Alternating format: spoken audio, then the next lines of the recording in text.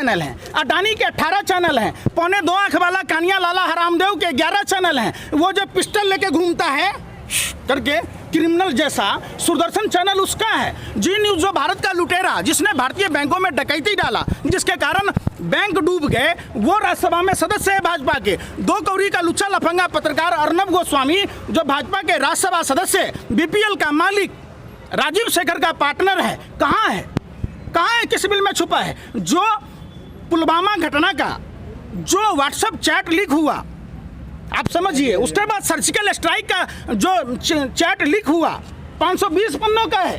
अगर ये जानकारी किसी तरीके से लीक हो जाती व्हाट्सएप चैट, तो हमारे भारत माँ के वीर सपूत जो पाकिस्तान पर सर्जिकल स्ट्राइक करने गए थे उनके साथ क्या होता, उस पर कार्रवाई नहीं हो रही।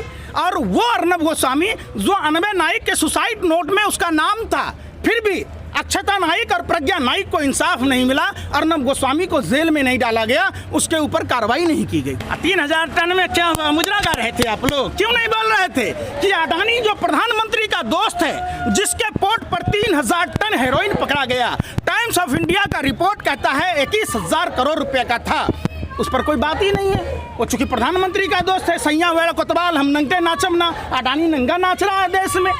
शाहरुख खान के बेटे के दोस्त के पास पकड़ा गया, वो कोर्डियल क्रूज जहाज किसका था, तो वहाँ तटरक्षक क्या कर रहे थे, वहाँ सुरक्षा पहरेरी क्या कर रहा था, और जो गावा ऑर्गेनाइजर था उस पर कार्रवाई क्यों नहीं हुई? केपी घोसाबी जो भारतीय जनता पार्टी का नेता है और भानुशाली जिसके संबंध जेपी नड्डा के साथ, अमित शाह के साथ और रेल राज्य मंत्री के साथ, तमाम भाजपा के नेताओं के साथ हैं, क्या एनसीबी में भारतीय जनता पार्टी की बहाली हो रही है?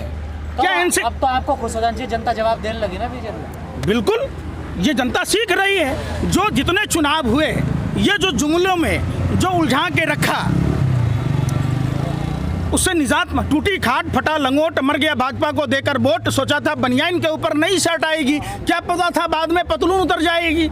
सबने देखा, ये कहते हैं अमित शाह जी कभी कहते हैं 20-20 घंटे प्रधानमंत्री जी सोते हैं, अब प्रधानमंत्री कहते हैं 18-18 घंटे जागता हूँ, तो काहे के लिए जागते हैं? देश बचने के लिए। भेज दीजिए, भेजते हैं। हाँ, देश का सौभाग्य होगा। इजराइल के प्रधानमंत्री का लाख लाख बधाई, शुक्रिया कि नरेंद्र मोदी को इजराइल का प्रधानमंत्री बना दे, भारत तो कम से कम मुक्त हो जाएगा। भारत में तो इस तरीके का कुकर्मी प्रधानमंत्री नहीं होगा जिससे किसान परेशान, मजदूर परेशान, छात्र परेशान, देश की पूरी आवाम परेशान।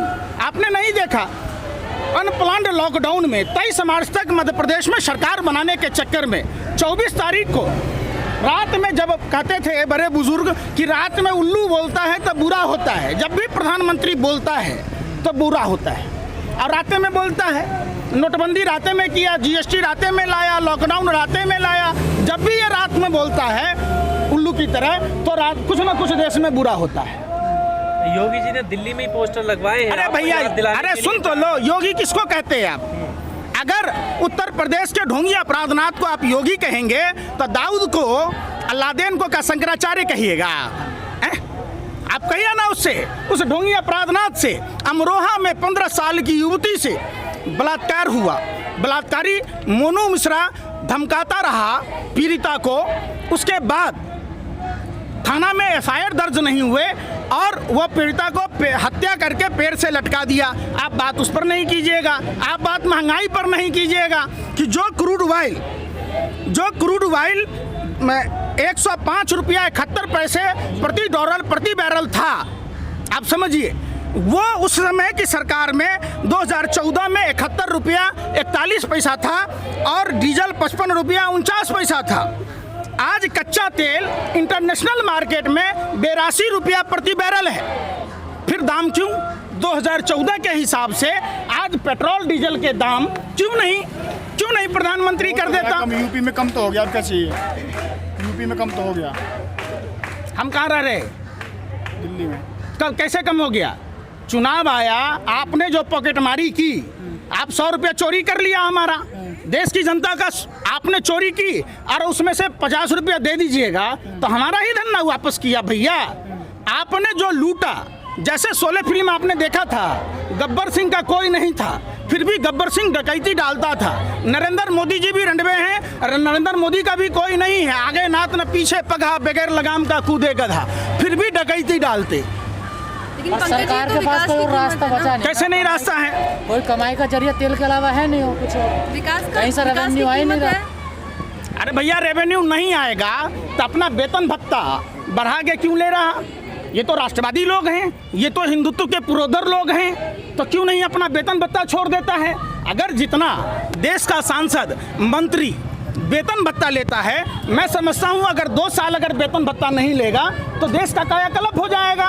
आइए अपनी अपनी देशभक्ति दिखाइए। ये सावरकर वाली देशभक्ति दिखा रहे, ये गोडसे वाली देशभक्ति दिखा रहे कि देश की जनता को लूट रहे, खसोट रहे, दिन रात उनको गरीबी में ढकेल रहे। जहां रोटी पर नमक तेल प्याज रख के खाने की बात थी, प्याज महंगा कर दिया, नमक महंगा कर दिया, तेल महंगा कर दिया। अपने पैसा जितना का विज्ञापन लगा है, अगर इन्हीं विज्ञापनों के पैसे को भारत सरकार संजो के रखती, जो विदेशी दौरों में इन्होंने खर्च किया है, अगर इन्हीं पैसों को बचा कर रखती तो आज देश का स्थिति सुदृढ़ होता। देश की जनता ने इस बात को ठान लिया है, हिसाब एकदम सीधा साधा है, कोई बकवास नहीं है। भाजपा हराओ, महंगाई को कम कराओ। पिछले 8 दिन से स्टूडेंट लगातार सड़कों पर बैठे हैं, मीडिया की हेडलाइन नहीं बनी है। कौन सी मीडिया की बात कहते?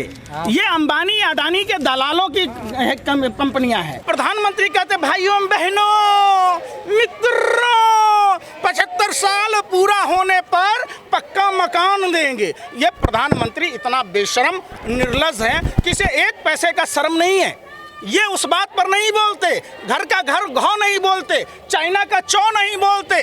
चाइना उत्तराखंड में घुसकर 5 किलोमीटर अंदर घुसकर पुल तोड़ गया। चाइना जब से हावी है भारत पर, फिर भी भारत की सरकार 68% से अधिक व्यापार दुश्मन देशों से सभी तरह के रिश्ते खत्म क्यों नहीं? गलवान की घटना आपने देखा होगा, भारत माँ के वीर सपूतों को जानबूझकर शहीद करा दिया गया। कौन लोग थे? क्यों बगैर हथियारों को भेजा? ये सवाल पूछता है भारत। और अरे सुनिए ना, पुलवामा घटना में 300 किलो RDX का सवाल पूछा है आपने, 50 किलो जेलेटिन का सवाल पूछा है, वो कार किसकी थी आपने सवाल पूछा है। क्या सैटेलाइट का फुटेज नहीं बताता? सैटेलाइट ये बता देता है कि पंजाब में, हरियाणा में और पश्चिम उत्तर प्रदेश के किसान अगर खेतों में पराली जलाते हैं तो उससे दिल्ली में प्रदूषण होता है। बताइए। और जनता हरा तो रही है भैया, देश की जनता जाग चुकी है, पूरा देश जाग चुका है। देश हित में भाजपा को औकात बतानी होगी, वोट का चोट देना होगा। जिस तरीके से उपचुनाव के नतीजे आने के बाद कहते थे महंगाई सरकार के हाथ में नहीं है, तो अब जो दाम कम हुए ये सरकार के हाथ में कहां से आया? उस समय सरकार के हाथ में लकवा मार गया था, मुंह में लकवा मार गया था, अब हाथ में मुंह में कुछ भी नहीं है। आप बताइए ना, चुनाव हारते ही इनके होश ठिकाने हो गए। बहुत हुई महंगाई की मार, आओ भगाएं भाजपा सरकार। जुमलों से काम मोदी जी नहीं चलेगा। आपने जो पॉकेटमारी की है, आपने जो महंगाई के बढ़ाई है, इसको वापस लेना होगा। देश जाग चुका है। बीजेपी तो वर्ल्ड रिकॉर्ड बना रही, 9 लाख दिए जला रही है। अरे भैया, उन गरीब के घरों में दिया जलाइए ना, वर्ल्ड रिकॉर्ड बनाइए ना। यहाँ का आपका मैंने नाना याद आ जाता है, नानी याद आती है। यहाँ क्यों नहीं मनाते? क्यों नहीं जा रहे दिल्ली के बॉर्डरों पर जहाँ देश के पालनहार अन्नदाता किसान भाई बैठे हैं? जाइए ना खोड़ी गाँव के विस्थापितों के बीच में, जाइए ना, वहाँ वर्ल्ड रिकॉर्ड बनाइए ना। ऐसा वर्ल्ड रिकॉर्ड अपने ही देश में, अपने ही देश के लोगों को कानून का सहारा लेकर कानून के नाम पर दमन करने वाली पहली ऐसी निकम्मी निठल्ली सरकार और ऐसा जुट्ठों का सरदार, जुठलर प्रधानमंत्री, महानीच प्रधानमंत्री, मौतों का सौदागर प्रधानमंत्री पहली बार भारत को बदनसीबी से मिला है। लेकिन वही प्रधानमंत्री आज नौशेरा में पहुंच चुका है सैनिकों के साथ दिवाली मनाने के लिए। कहिए प्रधानमंत्री को थोड़ा सा भी शर्म हया नाम की चीज बची है तो पुलवामा में शहीदों के आश्रितों से जाकर मिले। किसी के परिवार का आदमी सब्जी बेच रहा है, कोई दूध बेच रहा है। नेता एक दिन के लिए बनेगा तो मशरूम की सब्जी खाएगा, अब बिरयानी पाकिस्तान जाके खाएगा, और शहीद के परिवार घर पर उपवास पड़ेंगे। ये बात आप नहीं पूछते? पूछिए ना भाई कि जब आपने अगस्त मुनि ने समुद्र पी गए, अटल मुनि पेंशन पी गए और नरेंद्र मोदी रोजगार पी गए, तो उन रोजगार की बात कौन करेगा? उन जो पुलवामा में शहीद थे उनके आश्रितों को कौन देखभाल करेगा? कम से कम पेंशन तो सहारा था। तो उस बात की नहीं होती। लेकिन जो विदेशों में उनका डंका बज रहा है उसका क्या कहेंगे? कहाँ डंका बज रहा है? अरे आपने डिजिटल बेइज्जती नहीं देखी? अरे आप लोग भी इतनी दलाली बर्बागिरी मत करो भैया, झुमका इतना मत गिराओ। बरेली के बाजार में जितना झुमका नहीं गिरा उतना आप लोगों का अस्तर गिर गया। अभी ब्रिटेन में क्या हुआ, प्रधानमंत्री 85,000 करोड़ के विशेष विमान से जो जनता के टैक्स के पैसों का था, जो हिंदुस्तान के इंफ्रास्ट्रक्चर में खर्च करने थे, प्रधानमंत्री अपना गधा का जन्म छुड़ाने के लिए विशेष विमान खरीदा और ब्रिटेन जाकर वहाँ टैक्सी मिला, वो भी प्राइवेट, 8 लाख रुपए का। इससे बड़ा बेइज्जती होता है। दिल्ली के बॉर्डरों पर बैठा है और दिल्ली का बॉर्डर प्रशासन के लोगों ने ऐसे बना दिया मानो ये इंटरनेशनल बॉर्डर हो। इतने बड़े बड़े पत्थर के बुलडोजर लगा दिए, वो कोबरा वायर लगा दिया गया जो जानवरों के लिए भी लगाने की इजाज़त नहीं है। इतने बड़े बड़े सूल लगा दिए। आप समझिए, किसानों के साथ पता नहीं कितनी तरह की गालियां भारतीय जनता पार्टी के लोग और मीडिया के लोग देते रहे, दिखाते रहे। सवाल उठता है, किसानों को कभी भरुआ कहा गया, कभी खालिस्तानी कहा गया, कभी नक्सली कहा गया। ये संविधान का कौन सा धारा इजाज़त देता है और इन नेताओं पर कार्रवाई क्यों नहीं होती है? ये लोग, ये देश के युवा हैं। युवा जब मचलते हैं तो भूचाल आ जाता है। ये युवा देश की रीढ़ हैं और ये तो फिर सरहदों की रक्षा के लिए वर्दी मांग रहे हैं। और इन्होंने तो मेहनत करी है। कोई अमित शाह के बेटे की तरह बीसीसीआई का सेक्रेटरी थोड़ी ना बना है, कोई प्रेम सिंह धूमल की बेटे की तरह कोई मंत्री थोड़े ना बना है, कोई बीसीसीआई का कोषाध्यक्ष थोड़े ना बना है, कोई अजीत डोभाल के बेटे की तरह थोड़े ना पाकिस्तान में जाके व्यापार कर रहा है। ये तो भारत माँ की सरहदों की रक्षा करना चाहता है और अपने लिए वर्दी मांग रहा है। इन्होंने तो जो एसएससी जीडी 2018 का एग्ज़ाम क्वालिफाई किया था, इन्होंने रिटेन, मेडिकल और फिजिकल तीनों कंप्लीट किया था। खुद नित्यानंद राय जी, तत्कालीन गृह राज्य मंत्री, ने लोकसभा में लोकतंत्र के मंदिर में ये कहा था। 21 सितंबर को इन्होंने बयान दिया था 2020 को 1,11,000 पद रिक्त हैं।